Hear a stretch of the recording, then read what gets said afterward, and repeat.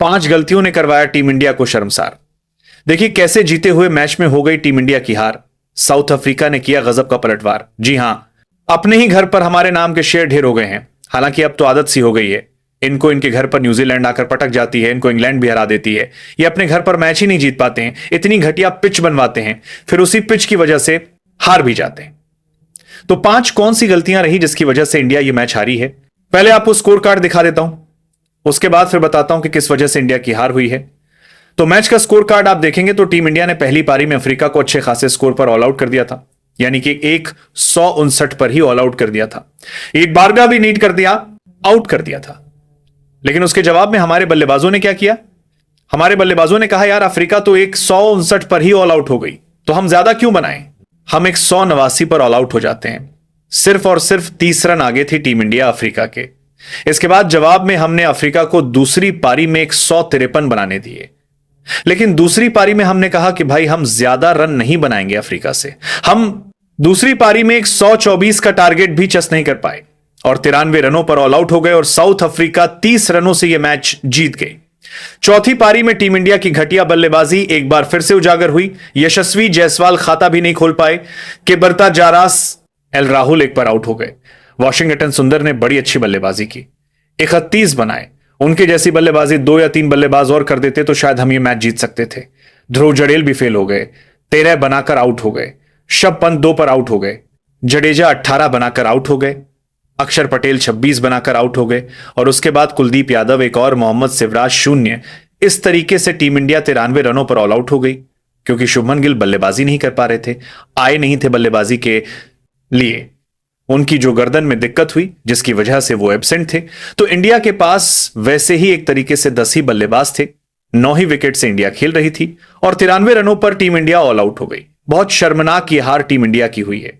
अब 5 गलतियां कौन कौन सी हुई हैं जिसकी वजह से टीम इंडिया ये मैच हारी है। सबसे पहली गलती जो टीम इंडिया से हुई है वो ये थी कि हमने अफ्रीका के 159 के जवाब में सिर्फ और सिर्फ 189 रन ही बनाए, वो भी तब जब हमारा एक वक्त पर 74 के आसपास जब हमारा स्कोर था तो हमारे सिर्फ एक ही विकेट गिरे थे। दूसरी गलती यह हुई कि दोनों के शब पंत जैसा जो बल्लेबाज है वो दोनों ही पारियों में फ्लॉप रहा। पहली पारी में 27 बनाए, दूसरी पारी में 2 ही बनाकर आउट हो गए और वो शब पंत जिसपे टीम इंडिया बहुत ज्यादा निर्भर करती है वो ऋषभ पंत फेल हो गए दोनों ही पारियों में। नतीजा यह हुआ टीम इंडिया आखिरी में जाकर 30 रन शॉर्ट रह गई। तीसरी गलती क्या हुई कि हमने स्पेशलिस्ट बल्लेबाज नहीं खिलाया, हमने वाशिंगटन सुंदर को खिलाया। हालांकि उन्होंने तो मैच में अच्छी बल्लेबाजी की, दोनों ही पारियों में। पहली पारी में 29 बनाए, दूसरी में 31 बनाए, यानी कि 60 रन उन्होंने कुल मिलाकर बनाए। लेकिन यार अगर विपक्षी कप्तान टबा बहुमा 55 बना सकता है, आप भी जवाब में उसके 55 या 60 एक पारी में बना सकते हैं। दोनों पारी मिलाकर आपने 60 बनाए हैं, तो बहुत अच्छी बल्लेबाजी नहीं आपने की है। चौथी गलती हमसे तब हुई जब अफ्रीका के जो हैं वो हमने 7 विकेट बहुत जल्दी गिरा दिए थे दूसरी पारी में, लेकिन उसके बाद टेम्बा बबूमा और कॉर्बिन बॉश के बीच पार्टनरशिप करवा दी। अफ्रीका के 91 रनों पर ही 7 विकेट गिर गए। कायदे से अफ्रीका को 120-130 पर ऑल आउट कर देना चाहिए था, ताकि इंडिया को जीत के लिए 90 या 100 रन चाहिए होते। लेकिन हमने लगभग 40 रनों की पार्टनरशिप खा ली कॉर्बिन बॉश और टेबा बहुमा से। नतीजा यह हुआ हम आखिर में जाकर हार गए और 5वीं गलती हमारे बल्लेबाजों से हुई है, जिसकी वजह से अरे जो ये स्कोर था 124 का हम नहीं चेस कर पाए। सभी बल्लेबाजों से गलती हुई है।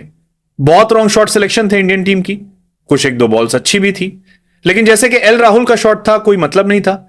बैकफुट पंच बॉल बाउंस कर रहा है जबरदस्ती पीछे जाकर खेलने का। ऋषभ पंत के क्या ही कहने हैं, वो तो आड़ा टेढ़ा खेलते ही हैं।